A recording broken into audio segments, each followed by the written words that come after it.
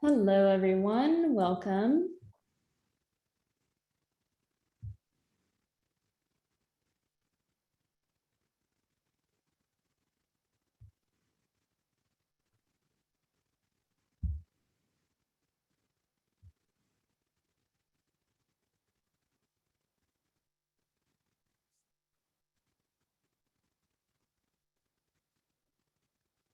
Fires, floods, hurricanes, freezes, heat waves. The climate crisis is here and only wreaking more and more havoc on our lives. Black, Indigenous, and communities of color have already paid the price for our global fossil fuel addiction. Corporations and governments have exploited environmental racism by building fossil fuel infrastructure in oppressed communities. This has caused displacement, horrific levels of air pollution that cause cancer and respiratory diseases, police and mercenary violence, and most recently, disproportionate deaths by COVID. In order to tackle climate chaos and environmental racism, we need to stop the flow of money to fossil fuel and deforestation projects. This November, leaders from all over the globe will be meeting in Glasgow, Scotland for the most important international climate talks since the Paris Agreement was signed in 2015. We can expect the leaders of wealthier nations and major corporations to greenwash their climate goals, touting empty commitments like net zero carbon emissions by 2050, while continuing to invest in fossil fuel projects that disproportionately harm Black and Indigenous communities. Dirty fossil fuel projects like the Line 3 and Trans Mountain pipelines, and the Formosa plastics plant. That is why we are calling on banks, insurance companies, asset managers, and pension funds to stop supporting fossil fuel and deforestation companies. We are also calling on President Biden to ensure that all these institutions are firmly on a path to real zero emissions by the start of the Glasgow climate talks in November. In order to get to real zero emissions by 2050, we need to invest in a renewable economy and invest in vulnerable communities today. To see our demands and take action, go to stopthemoneypipeline.com/Glasgow.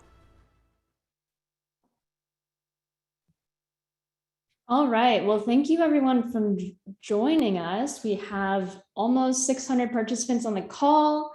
I know that we had about 2,000 RSVPs, so got folks coming in and out, but just wanted to thank you for coming. My name is Jackie. I am the communications coordinator with Stop the Money Pipeline Coalition, and we are a coalition of more than 160 organizations who are organizing and taking action to hold the financial backers of climate chaos accountable.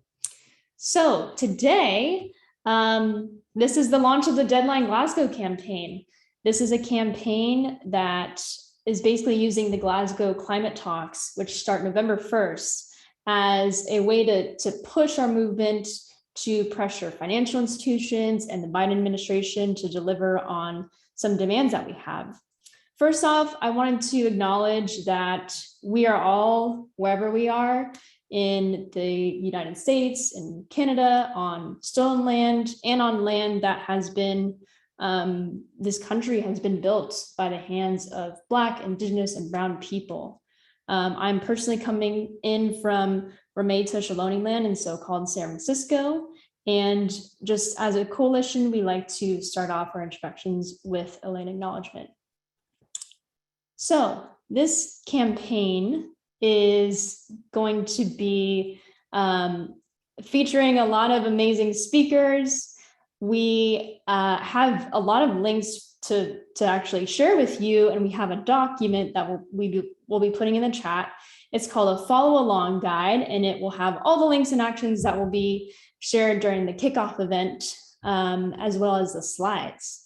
And so a key part of this campaign is uplifting vital frontline fights, such as the fights to stop Line 3, stop Trans Mountain, and stop the Formosa plastics plant in St. James Parish.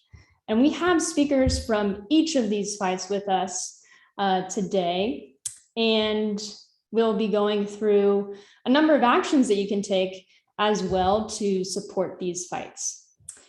So first off, we wanted to invite Tara Hauska, but given the situation on line 3, and that is law enforcement crackdown, using the funds of a private oil corporation that's based in Canada called Enbridge, Tara cannot be here. So if anyone has seen her photos on social media, unfortunately, Tara and dozens of other water protectors on the front lines in Anishinaabe territory in so-called Minnesota have been, over the past weekend, spending several nights in jail. They have faced rubber bullets, pepper spray, and general intimidation from law enforcement and violence. And we send our warm wishes out to Tara and the other water protectors who are recovering from that. Tara is an attorney, sun dancer, member of Couchiching First Nation. She is a steering committee member of Stop the Money Pipeline, and she came to Standing Rock and stood with the Dakota Access Pipeline water protectors for 6 months. 4 years later, in 2018, she founded the GNU Collective to mobilize resistance and train protesters in direct action, including harvesting wild rice, fishing, swimming, and hunting, and developing connections with the land that they're protecting. So in lieu of having Tara speak about line 3, I figured that we could actually read something that she had written about the Defund Line 3 campaign several months ago. If you'll bear with me. So she said in this article, and she wrote this herself, "For the last 7 years, I've been fighting line 3 with everything I have. If built, line 3, a massive toxic tar sands pipeline, would destroy the sacred wild rice beds my people depend on for food, our culture, and our way of life. It would contribute as much to the climate crisis as 50 new coal-fired power plants. It would endanger 800 wetlands and 200 waterways. And despite ongoing legal challenges from the Red Lake Nation, the White Earth Band of Ojibwe, and Mille Lacs Band of Ojibwe, Minnesota's own Department of Commerce, environmental organizations, and 13 brave youth interveners, construction of Line 3 continues, bringing thousands of out-of-state workers to northern Minnesota in the middle of a deadly pandemic, threatening already vulnerable rural Indigenous communities with the virus even more. As an Anishinaabe woman, it is my duty to protect the water, the land, and my people. I moved to act because I love the people, the four-legged, the winged, the finned, the land, the water. It is my duty as an Anishinaabe woman that compels me to support people in taking action to stop the construction of Line 3. Direct action, like when water protectors recently locked themselves inside of a section of a pipeline, blockaded the entrances to construction sites, and locked themselves to trucks being used to carry Line 3 pipeline materials.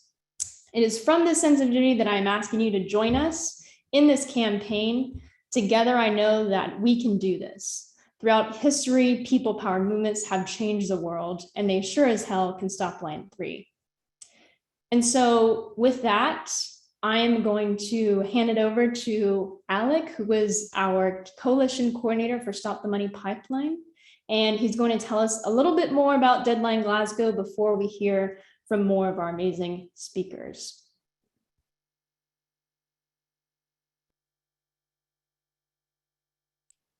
Thank you so much, Jackie. And if we could just start the slide deck, please, that would be great. And if we could start on slide 2, that would be great.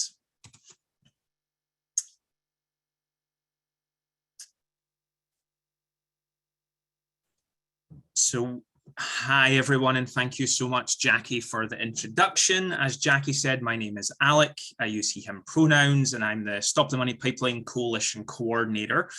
I live and work on Duwamish and Coast Salish lands in the Pacific Northwest, and really excited to have just a little under 750 people on this call. And to share just a little bit about what we're doing, I'm going to share a few times throughout the call about some plans that we have over the next 3 months. But in just 89 days, The most important international climate talks since the Paris Agreement was signed in 2015 will begin in Glasgow, Scotland. This is when we expect every nation in the world to come together and to ratchet up the climate commitments that they made in Paris. When they met in Paris, they agreed that they would all come back together 5 years later and increase the targets and climate work that they're committed to. We're also expecting major corporations to make new climate commitments in the lead up to the Glasgow climate talks. And so with the launch of this Deadline Glasgow campaign that starts today, with all of you on this call, Stop the Money Pipeline and our coalition partners are setting the start of the Glasgow climate talks as a deadline by which our demands must be met. And if we could jump on to slide 2, please. So our demands are pretty simple. We demand that by November 1st, 2021, the start of the Glasgow climate talks, every financial institution must have passed real policy to ensure that they are respecting human rights and Indigenous sovereignty. They are ending support for deforestation projects, and they are ending support for the fossil fuel industry. But it's not just Wall Street. If we could go to the next slide, please. We also know that the White House and President Biden has huge power to ensure that we're no longer funding the corporations that are investing in the climate crisis. So we're calling on President Biden and the Biden administration by November 1st to require that all financial institutions phase out financing for fossil fuels and deforestation, that President Biden ends all public money for corporations engaged in fossil fuels and deforestation, that they pass real policy to invest in Black, Brown, and Indigenous communities, remedy past harms, and promote a clean, just transition for workers in the fossil fuel sector and frontline communities, and that they're holding all firms accountable to respecting tribal nations' treaty and sovereignty rights. If we could jump to the next slide, please. And we'll, unfortunately, because, yeah, we'll go to that slide. So our very first action, as Jackie said, we are intending to center frontline communities and frontline fights throughout this campaign. And that's one of the reasons why our very first call to action as part of this campaign is calling for a Defund Line 3 Expose Greenwashing Day of Action on August 13th. We know that Line 3 is a critical litmus test for both President Biden and Wall Street in the lead up to the Glasgow climate talks. No one can show up in Glasgow and pretend to be any sort of climate leader unless they are very clearly and very strongly opposed to the building of the Line 3 tar sands pipeline. Back in February, Stop the Money Pipeline, partnering with a whole host of other organizations, including the Ginyu Collective, launched Defund Line 3. Since then, bank executives have received over 1 million emails. They've received thousands of phone calls. They received 10,000 Google Calendar invites in a single day, demanding that they break up with Enbridge, the company building Line 3. And we've had literally hundreds of actions at bank branches across the country.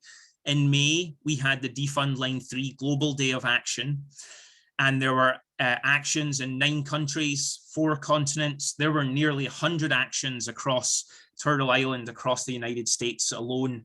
Yet despite all of that, despite how loud and clear we have demanded that banks break up with Enbridge and break up with Line 3, we just found out last week that in June, Wall Street banks, including JP Morgan Chase and Citibank and Royal Bank of Canada and Bank of America and Wells Fargo, gave Enbridge $1.5 billion in sustainability bonds.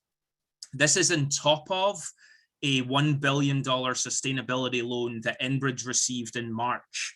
It's now clear that the new normal in relationship between Wall Street and Enbridge is so-called sustainability loans. It is probably the worst example of greenwashing that I've ever seen in my entire life.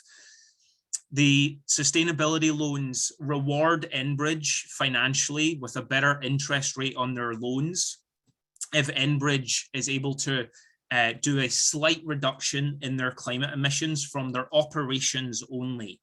but it does absolutely nothing to address the tar sands oil that is flowing through their pipelines.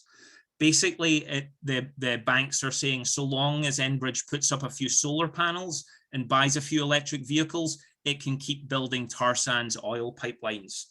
So that's why our first action as part of this campaign is to call for a national day of action with activists around the country organizing protests at the branches of the banks funding Line 3.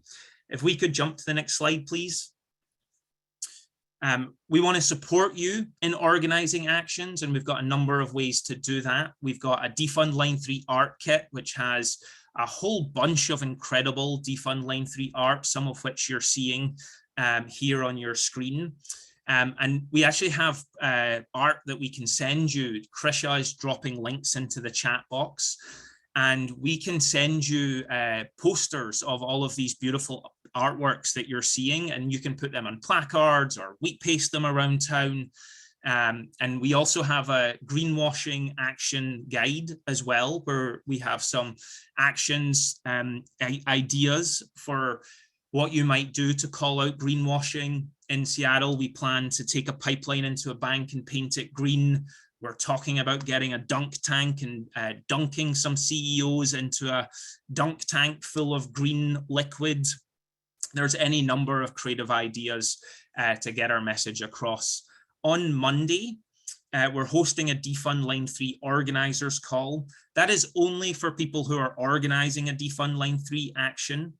And so if you are going to organize an action, and we got nearly 800 people on this call now, and I hope that we don't just have 800 people on the call, but that we have 800 organizers, people who are willing to go out and their own community and organize around this. And we want to support you in doing that in your community. If we could move to the next slide, please. So we have an action network page. So we have, I think, 10 actions already confirmed, including in San Francisco and Seattle and Washington, DC, and a whole bunch of other places.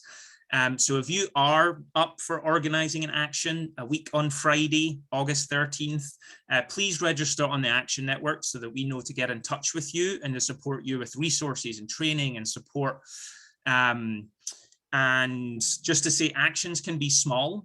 Actions can be literally 2 people outside of a bank branch flyering, or they can be as large as you like. They can be a couple of hundred people outside of a bank being very noisy, but we know it's not very much notice. We know it's a week on Friday, but we want to be able to demonstrate to the banks that we are able to respond rapidly and firmly to call out their greenwashing. I'm going to share a little bit more about the Deadline Glasgow campaign throughout this call, but for now, I'm going to pass it back to Jackie. All right. Thank you so much, Alec. That is Alec, our STMP campaign coordinator. At this point, we are going to ask you to put your money where your mouth is. So again, we're uplifting frontline voices, organizers, and during the duration of this launch, we're encouraging you to contribute to a fundraiser that we have going. It's at bit.ly/frontline-fundraiser, I believe, and frontlines-fundraiser, and that will be in the chat. I noticed that someone said that copy and paste will not be enabled, or is not enabled right now, and so we're trying to figure out how to enable it. But you can go to bit.ly/frontlines-fundraiser. And the funds that we raised today, which we should be able to raise a lot with all the folks that are joining, will be evenly split between the GNU Collective, which is the Line 3 frontline, Indigenous-led, Two-Spirit and women-led organization that has been taking action, putting their bodies on the line to stop Line 3 pipeline. That is the organization, the collective that Tara Hauska founded, who unfortunately could not be on this call. We're also raising for Tsleil-Waututh Sacred Trust, which is an organization that is deeply embedded in the work of defending their ancestral territories against the Trans Mountain Pipeline, and in general, standing for Indigenous rights and free, prior, informed consent, as well as Rise St. James, which is an organization founded by Ms. Sharon Levine, who we are so honored to have on this call as well. And they have been doing amazing work to stop the Formosa plastics plant, as well as other petrochemical facilities in St. James Parish. So at this point, we are going to, I believe, run it to Alec. Sure, thank you, Jackie, and thank you. If folks are unable to copy the link, you can just open up a new tab in your computer and type bit.ly/frontlines-fundraiser. I just did that and it worked for me, and I was able to donate to those 3 incredible organizations. And I am going to talk just a little bit more about the campaign plan before we hear from Sharon and Kayah. So it is now 89 days until the start of the Glasgow climate talks. And as Jackie has said, I'm going to share a little bit about what we have planned in the next 89 days. We've already heard a little bit about the Defund Line 3 Day of Action, but we're also going to work really hard to uplift and support 2 other key frontline fights that we're going to hear about on this call: the fight to stop the Trans Mountain Pipeline and the fight to stop the Formosa plastics plant. In particular, we're going to work to support to put pressure on insurance companies to walk away from the Trans Mountain Pipeline, and already a lot of them have done so. And we're going to be working to support the Defund, Divest and Denounce Formosa campaign. If we could jump on to the next slide, please.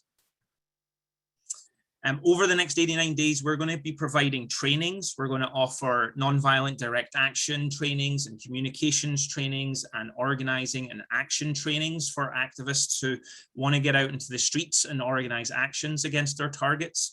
We're going to be having weekly digital actions, asking you to make phone calls or emails or send calendar invites or swamping online review sites. Each of these actions, we're going to be sending out one every single week. Every Tuesday, we'll be putting out a different digital actions on one of our key targets. And there's our small actions that'll only take you a few minutes, but when thousands of us or tens of thousands of us take them together, they'll add up to real pressure on our targets.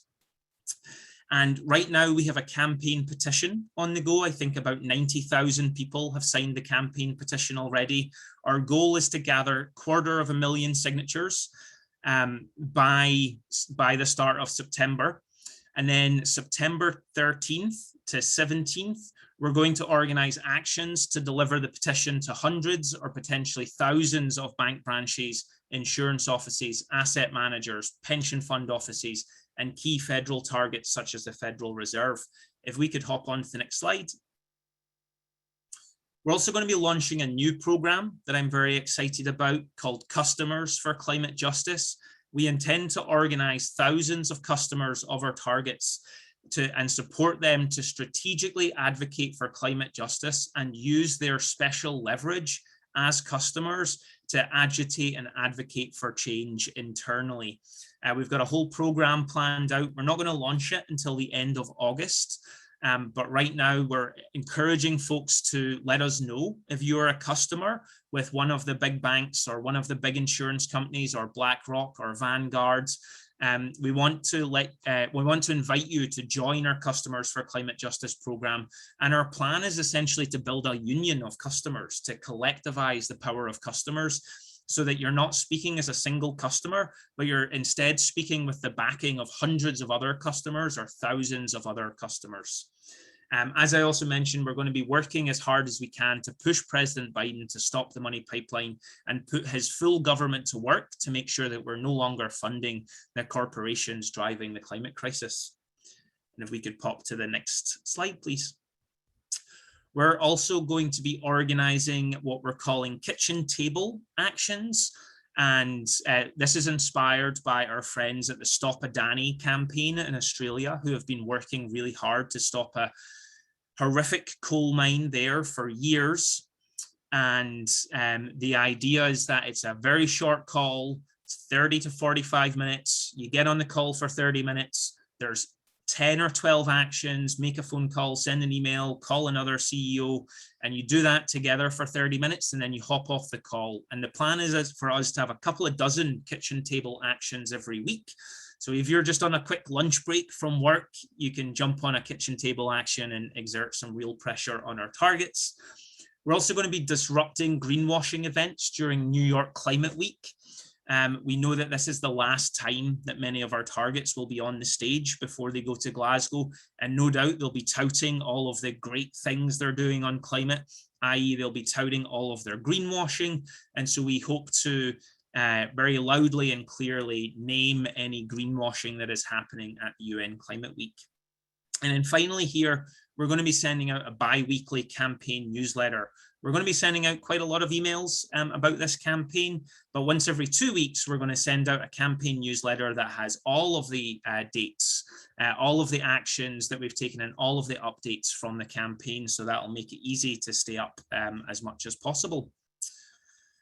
And I think that is all from me for now, and I'm going to pass it back to Jackie. Thank you so much, Alec. Super excited to get you all started on some actions. So right now we are going to welcome our first speaker. In September 2019, Sharon Levine, a special education teacher turned environmental justice advocate, successfully stopped the construction of a $1.25 billion plastics manufacturing plant alongside the Mississippi River in St. James Parish, Louisiana. Ms. Levine mobilized grassroots opposition to protect, educate community members, and organize peaceful protests to defend her predominantly African-American community. The plant would have generated 1 million pounds of liquid hazardous waste annually in a region already contending with known carcinogens and toxic air pollution. As the founder and director of Rise St. James, Ms. Levine won the Goldman Environmental Prize. She continues to work to stop petrochemical industries from systemically sacrificing poor Black people in her hometown. Please welcome Ms. Sharon Levine. Hello, everyone. It's nice to be here and nice of you to have me here. First of all, I would like to start off by saying I'm from St. James, Louisiana, on the west bank of the Mississippi River. I had no idea that these industries were poisoning us until I started doing things in the community. I started to join an organization. The organization is called HELP, Humanitarian Enterprise of Loving People.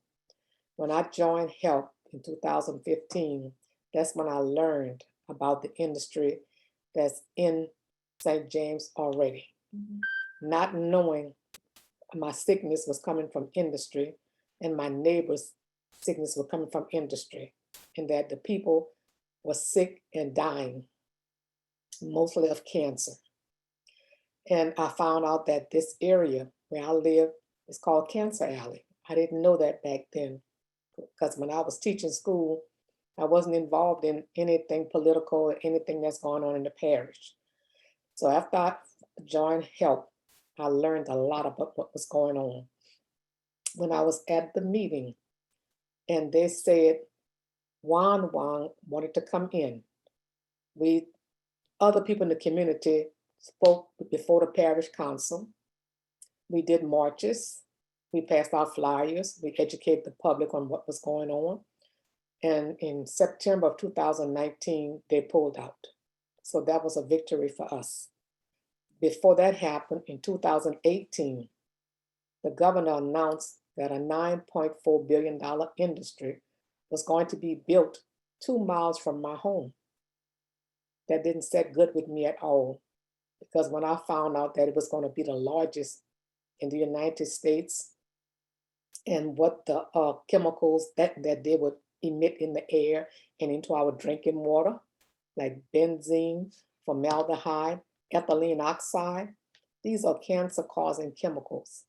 The other industries that's in here, they're already emitting these things in the air and in our water. We can't drink our water, it's brown, and we can't breathe the air like a normal person with just a normal day. Like if you go outside and sit down for about 2 hours, that smell that comes in the air. And the children can't go outside and play for a long period of time.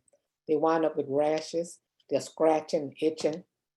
So it's so bad that we can't move. We don't have the funds to move, and we don't want to move because this is our home. This is where we want to stay, and we're not going to let industry throw us out. They didn't ask to buy us out at all. They bought some of the white neighbors out that had the sugarcane farms. They bulldozed their big, beautiful brick homes. They bought their land. They moved out.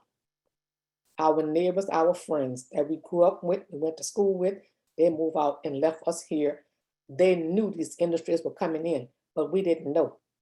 Then when I found out so much about Formosa and the other industries in St. James, I formed my organization in 2018, in October 2018. We had 2 meetings. Then we formed a march.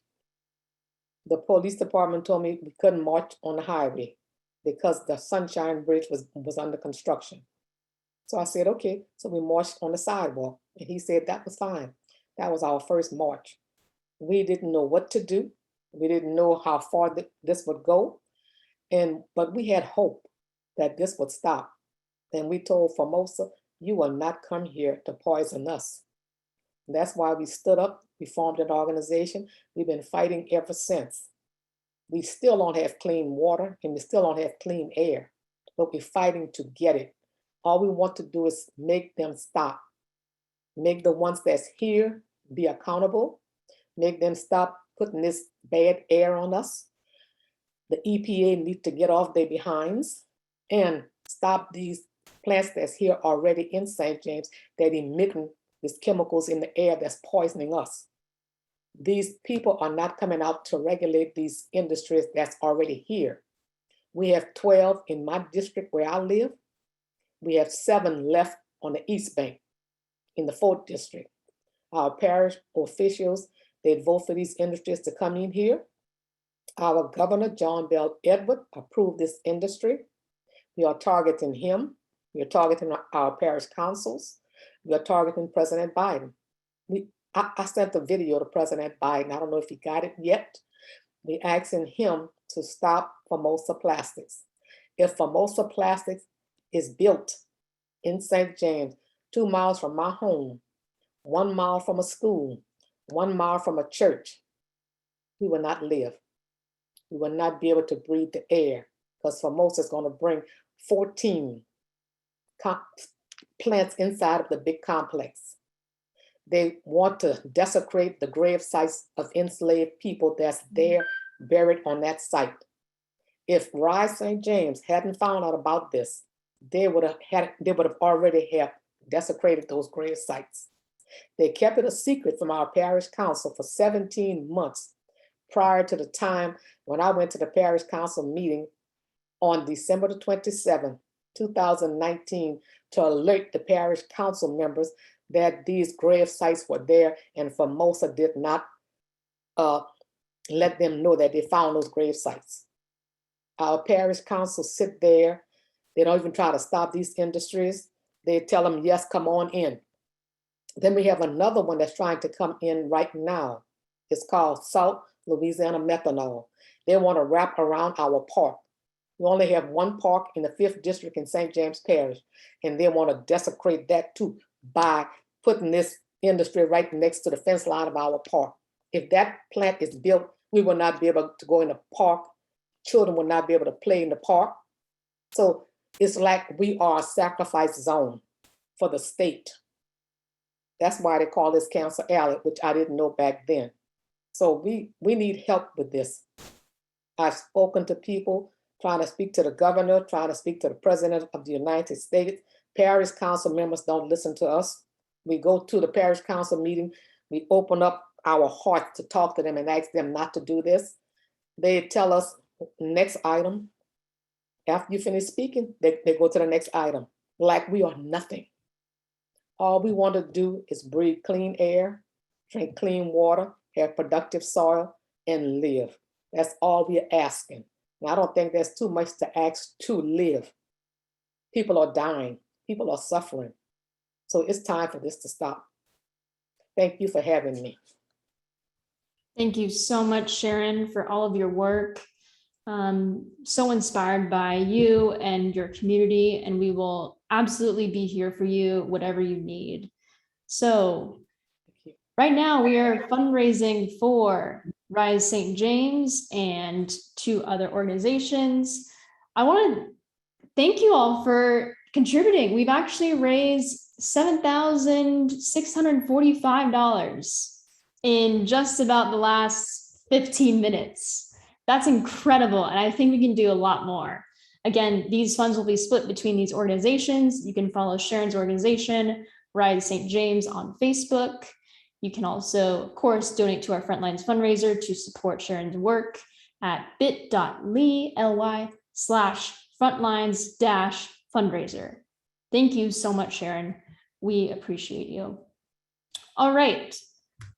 Next up, we are going to take action. So if you all have the means, the availability to open up your email, your personal email, we're actually going to take an action together right now.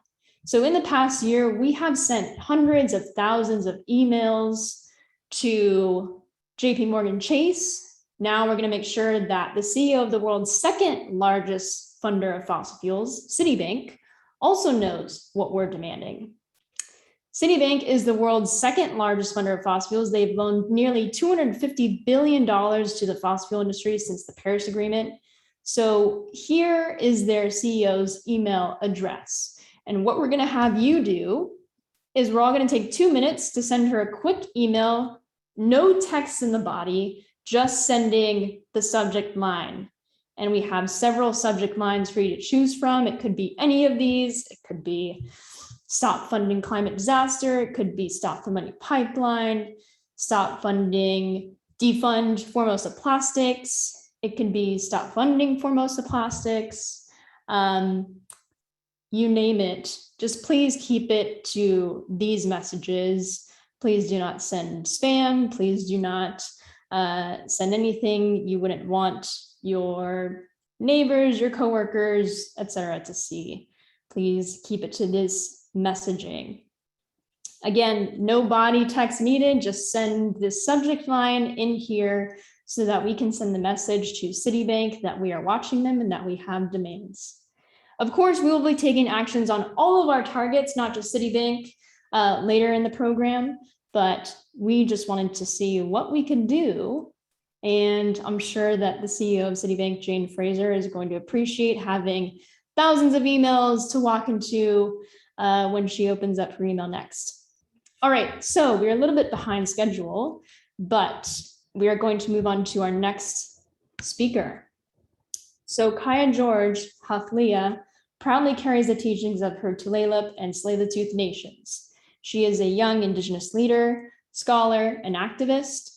Kayah worked with Sacred Trust and Greenpeace and traveled globally, speaking on Indigenous and environmental issues, most notably COP21 Paris and Garment, Australia, and more recently writing an op-ed for Teen Vogue, making it her 2nd time being featured in the magazine. Kayah recently moved to Vancouver from Tlaib to study the Suquamish language at Simon Fraser University full-time while traveling and continuing to be an advocate for environmental, social justice, and Indigenous women's rights. She is currently with the Indigenous Climate Action Network. Please welcome Kayah George.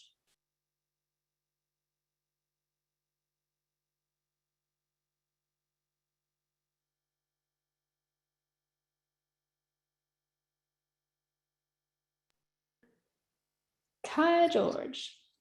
Yeah, thank you. Hi, Jackie. Thanks for the intro. And sorry if I'm a bit stuffed up. It's allergy season, but it also could be the smoke outside from all the fires burning. But I Yeah, my name is Kayah George. I come from the Tsleil-Waututh Nation and Tlaib tribes. And Tsleil-Waututh is in what is now known as Vancouver, Canada, and Tlaib is in northwestern Washington state. And I've been fighting against the Trans Mountain Pipeline for about half my life, since I was 11 years old. And to give a bit of background on the Trans Mountain Pipeline, it's a pipeline that starts at the Alberta tar sands and ends in my traditional territory of the Tsleil-Waututh Nation, and more specifically, the most holy place in the world for us, the Burrard Inlet. That's water that we call our grandmother. Our creation story comes from that water. And right above it, right across from my nation, is oil refinery. And so this is something that I've always known to exist. We've called the water our grandmother, and so that's how we treat it. We've always protected her. And the Trans Mountain Pipeline, if it's built, could increase tanker traffic exponentially, and that's something we can't risk. We can't risk any damage or any destruction to our traditional homelands and territory. That place is too sacred. And since the time that Kinder Morgan, the pipeline was once owned by Kinder Morgan, and in I think 2017, it was purchased by the Canadian government. So it started off fighting an energy company. Now it's fighting our own government, and that's something that Tsleil-Waututh Nation has had to deal with. And this is something that we've been fighting constantly. My nation, my grandmother, my father, and myself, and my brother, a lot of my family.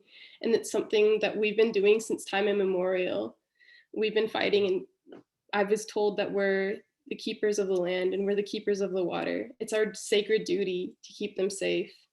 And it's our sacred duty to care for the future generations. And so that's what we've been doing. And a bit more about my nation. When the pipeline first came through our territory, it's something that we considered and we looked at very carefully. And I actually remember the day my dad told me. I was just a kid, I didn't fully understand it, but he came to me and he said, they want to build a pipeline. They say it'll bring jobs, it'll be good for the economy. They say it'll be good for us. But if there's an oil spill, it could wreck everything we love, everything we care about. So this is something that we're considering carefully. And they came together, and it was a 100% consensus no on behalf of my nation. For the love of the land, for the love of the water, and for the love of all the animals and the people and the future generations, for all these reasons and many more, we say no. And we took a stand. And since that day, not only did we say no to the pipeline, but we came out with a 1,200-page assessment and all the reasons we say no, using our sacred law, using the help of world-renowned scientists, anthropologists, and economists to help us. And since then, we've been fighting. And since the fight has changed from Kinder Morgan's pipeline to Trudeau's pipeline, we've been exercising our rights as Indigenous peoples, and we were using free and prior informed consent to exercise our rights and say no. But time and time again, Canada didn't listen, Trudeau didn't listen, the government didn't listen to us, so we've had to take them to court. And that's something I've had to witness growing up for the past several years. And the battle continues.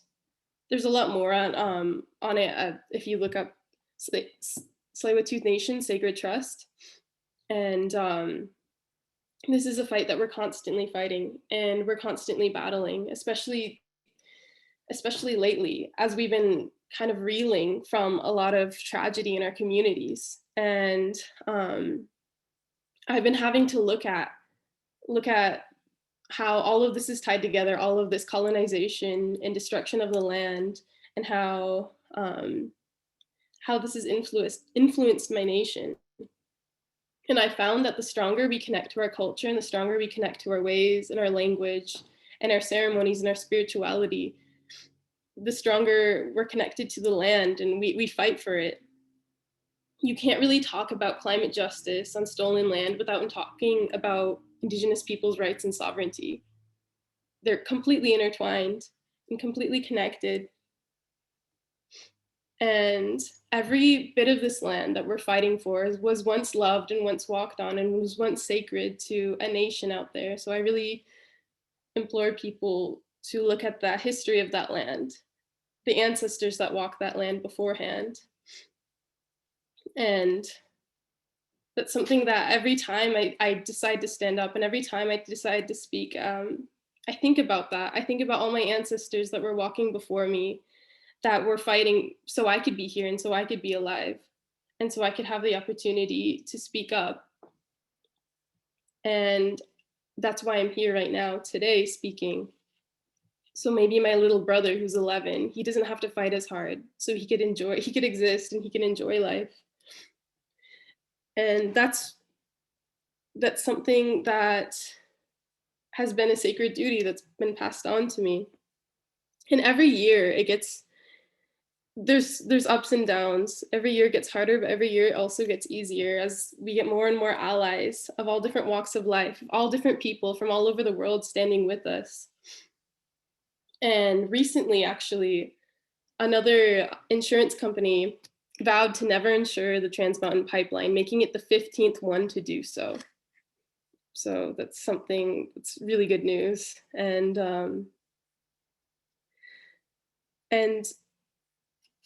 every year, more and more, we have people joining us, and I'm asking you all to join us in this fight. And I'm asking you all to stand in solidarity with my other Indigenous brothers and sisters and all peoples fighting for the land and fighting for the water and fighting for the earth and fighting for the health of their people and fighting for their own rights.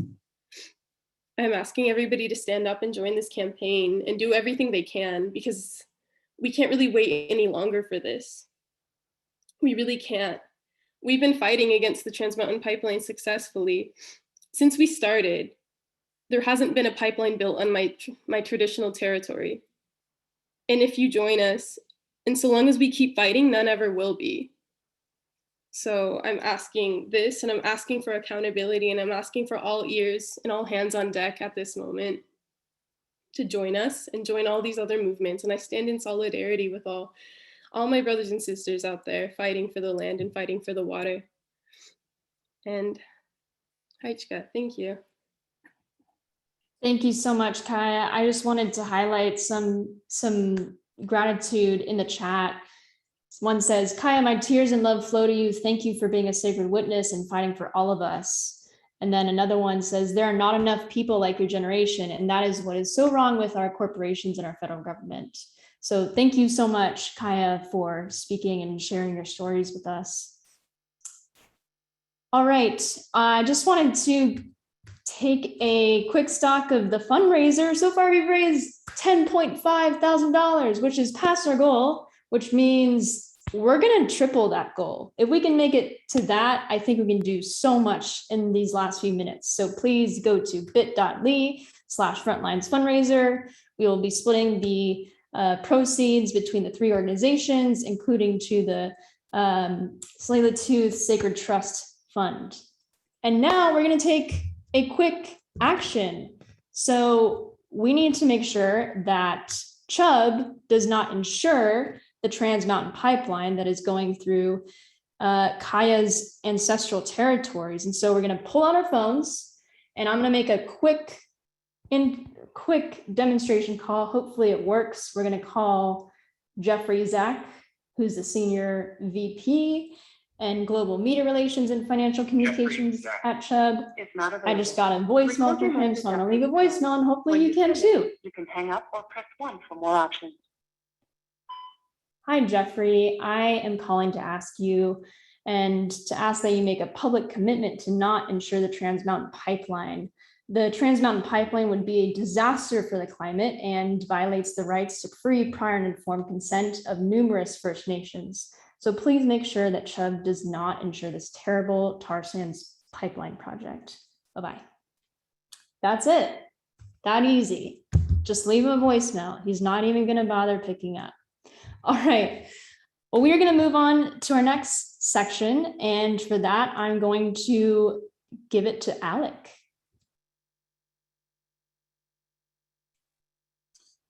Thank you, Jackie. And if we could move on to the next slide, please.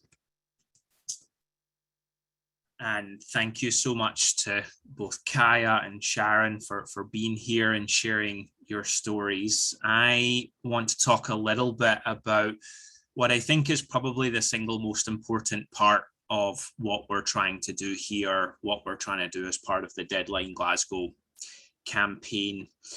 We know that for this campaign to be big enough and powerful enough to move our targets, we know that for it to be big enough and powerful enough to move Wall Street, for it to be big enough and powerful enough to move President Biden and the White House, we can't control it. For this campaign to come even close to achieving its goals, for it to come even close to winning, it cannot be owned by a few Stop the Money Pipeline organizers. Movements, as I hope we all know, cannot be centralized. They need to be led by leaders in every town, in every city across the entire country. They're not led by a few people who happen to work for nonprofits and NGOs. And we know that we need to, the only way that we can win is if there are actions happening that we don't have control over at bank branches and insurance companies all across the country every single day. We also know that making those phone calls and sending those emails are really important, but we know that that's not going to be enough to move our targets. And we know that we're not going to curtail the climate crisis by signing petitions alone, that we're going up against some of the most powerful and wealthy institutions on earth, two of the most powerful and wealthy institutions on earth, not just the financial sector, but the financial sector and the US government. And so change isn't going to come easily. It's not going to come without a lot of work and a lot of sweat and people taking some risk. Tara Houska has some really beautiful writing about how change is not going to come easily. And it's not going to come with people feeling comfortable all along the way. And we are at such a point in the crisis where we need to be disrupting business as usual every day that we can. We need to be doing everything we can with our actions to make it impossible for our targets to ignore the climate crisis. We need to make it impossible for our targets not to act on the climate crisis. And so throughout this campaign, for the next 89 days, we're calling on activists everywhere to organize as many actions as you possibly can while remaining COVID safe, as we are still, of course, dealing with the pandemic. And there's a number of ways that we're going to do that. Civil disobedience has been a key and important tactic in every successful social movement in history. So we want to support you with training and resources in organizing powerful actions at our targets, including powerful civil disobedience actions. We also know that mass mobilization and mass action are incredibly important to demonstrate movement strength and to win anywhere near at the scale that we need to win.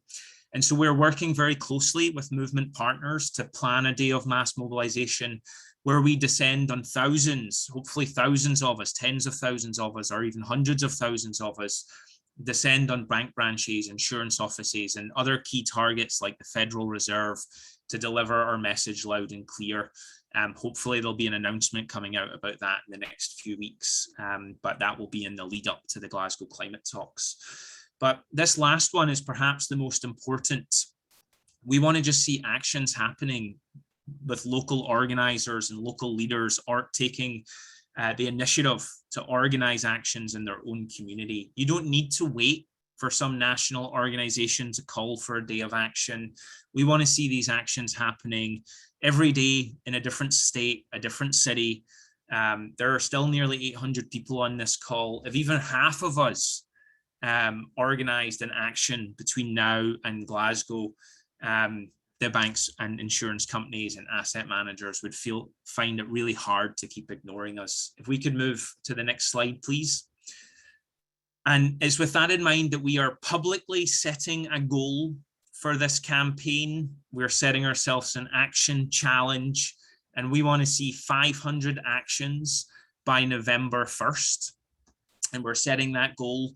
And this is now on our website. If you go to stopthemoneypipeline.com/Glasgow, you'll now see this action counter, and you'll see a link to a form.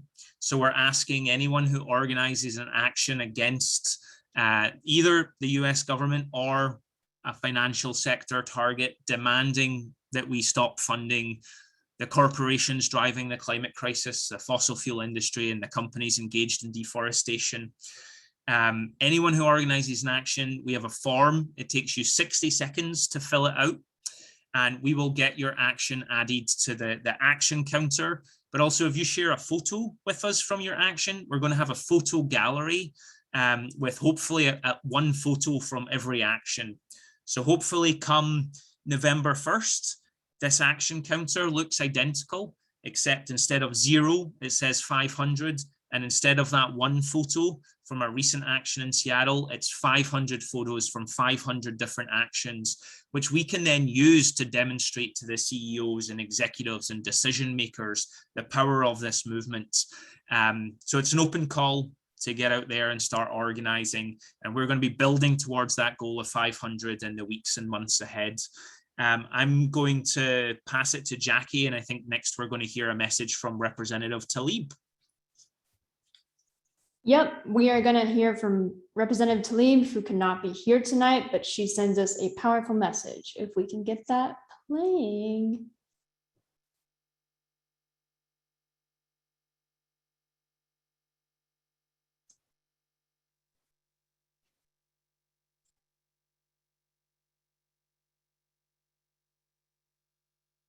Thank you. Thank you to all of the Stop the Money Pipeline Coalition members for this crucial campaign to make real progress at November's Glasgow climate talks.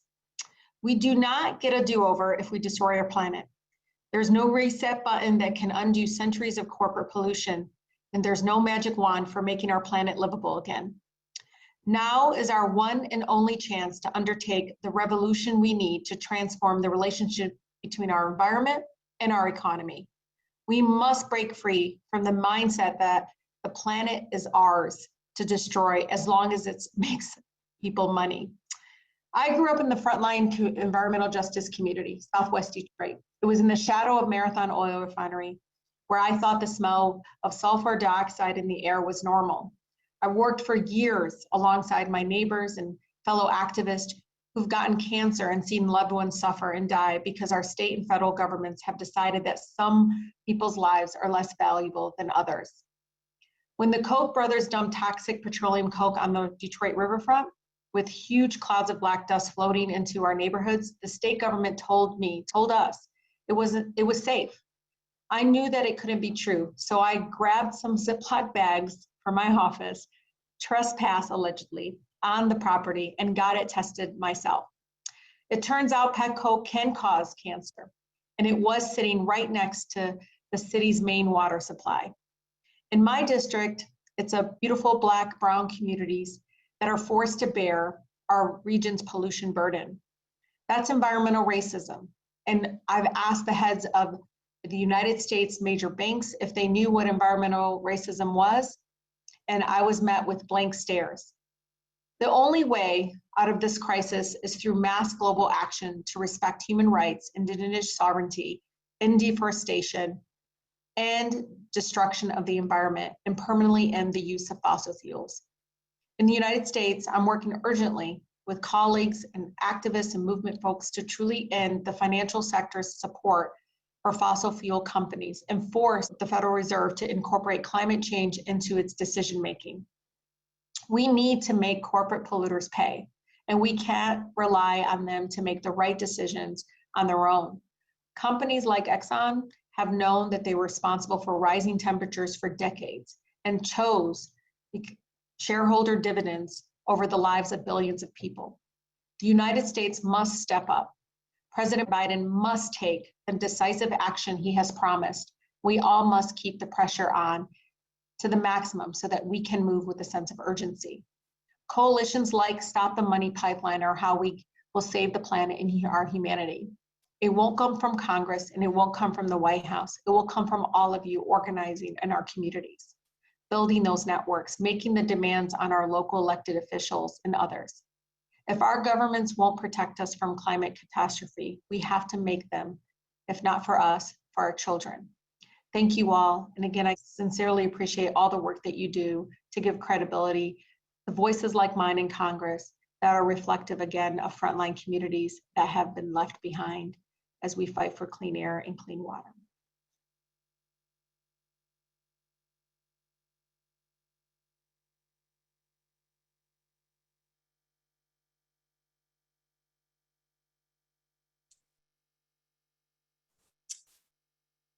Thank you so much to Representative Tlaib for that message, who unfortunately couldn't be here tonight because she is incredibly busy, as I'm sure folks can imagine.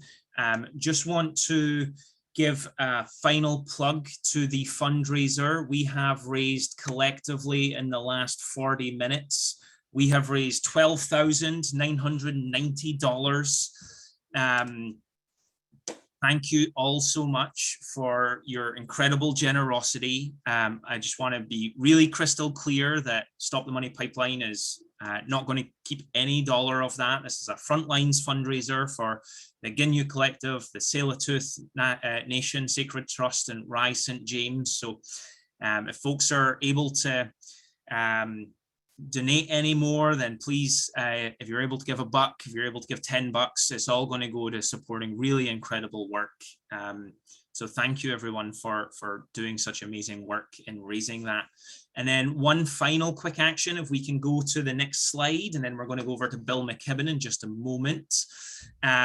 We've already emailed Jane Fraser, and now we've got one more email action. We have this set up so that all you need to do is fill out your name and click send, and it's going to go to 20 of the most powerful CEOs in the United States. It's going to go to the CEOs of the biggest Wall Street banks. It's going to go to the CEOs of about 7 or 8 of the country's biggest insurance companies. It's going to go to the CEOs of BlackRock and Vanguard, the world's largest asset managers. And it's also going to go to the CEOs of some of Canadians' biggest funders of climate chaos, Royal Bank of Canada and TD Bank. All you need to do is fill out that form and click send, and it will automatically go to the inbox of those 20 CEOs, and they will receive a full-length email that tells them to stop funding Line 3, stop insuring Trans Mountain, and to not insure the Formosa plastics plant, as well as outlining our demands. So if everyone can take 2 seconds to do that, we've got over 700 folks on the call. Then we'll make sure that the CEOs are walking in tomorrow morning to hundreds of emails from folks on this call. And I'm going to pass it over to Jackie to introduce Bill. Thanks, Alec. All right, last but certainly not least, Bill McKibben is founder and senior advisor emeritus of 350.org. His 1989 book, The End of Nature, is regarded as the first book for a general audience about climate change. McKibben helped found 350.org, the first global grassroots climate campaign, and has organized on every continent, including Antarctica, for climate action. He played a leading role in launching the opposition to big oil pipeline projects and the fossil fuel divestment campaign, which has become the biggest anti-corporate campaign in history, with endowments worth more than $15 trillion stepping back from oil, gas, and coal. He's gone on to write many more books, and his work appears regularly in periodicals from The New Yorker to Rolling Stone. He has won the Gandhi Peace Prize, as well as honorary degrees from 19 colleges and universities. Please welcome Bill McKibben. Well, thank you very much. And what a pleasure to get to be here. I'm joining you from Abenaki country up here in Vermont. And, a pleasure, first of all, to get to hear from Sharon and all about a truly important fight down there in a part of the country that we've made into a kind of sacrifice zone and no more. And what a pleasure to hear from Kayah. I first got to speak next to her when she was maybe 11 years old, up there in Vancouver, fighting that pipeline, and that fight goes on and on and on. Her father and others are amazing leaders in this battle, and we're so grateful for that witness. Alex, we're obviously running late here, and so Alex asked me to talk for about 2 minutes, and I'm going to do it just to say a couple of things. One, it's obviously crunch time for the climate. This summer is demonstrating to everybody what some of us have been saying for a long time, that we are in big, big trouble. Second, the Glasgow meeting really is important. It's probably, after the Paris talks in 2016, the most important international climate meeting that there's ever been. And we have no idea how it's going to go. All the politicians and all the corporations are kind of tallying up how much pressure they're getting and seeing how far they feel like they have to move. None of this happens out of the goodness of these guys' hearts. It happens when we put pressure on them.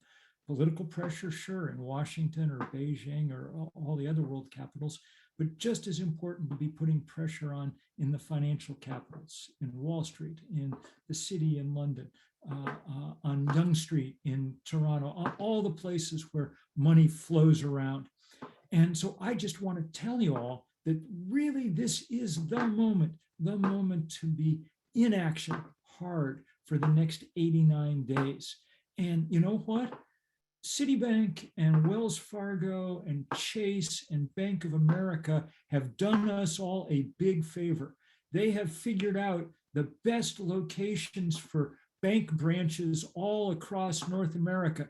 They figured out the highest traffic locations there are in the country. They know just where people are. So if you go there and make some noise, you will be heard. These are the centers of our resistance for the next 89 days. And it's up to us to make that real, to make that happen.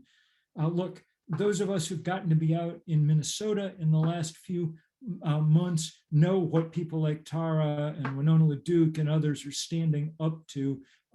We can take a little bit of that kind of pressure and that kind of heat by going and doing what we need to do at these places that are really the source of the trouble that we're facing right now. So thanks so much to Jackie. Thanks so much to Alex. Thanks so much to everybody at Stop the Money Pipeline and around the country. We've got some work to do. We've got a short time to do it. Let's get to it. Thank you so much, Bill. We appreciate your time and your words as always. To the 682 of you that are still on this call, I believe that we can raise a last little bit for our three amazing organizations. We're currently at 13,840. Can we get to 14,500 raise? I believe we can in the last 10 seconds. Again, you can go to bit.ly/frontlines-fundraiser. And you can also sign up to conduct a Defund Line 3 action that is happening on Friday, August 13th. And for that, you can go to bit.ly/defund-line-3-actions, and we'll put those links in the chat. Thank you all so much for attending the launch of the Glasgow campaign. We have 90 days to change the course of history, really. Thank you all to our speakers. Thank you all to those who donated. Thank you to all of the tech folks, Britton and Krisha and Sarah and Alec. Thank you, everyone. We hope to see you in the streets. Take care.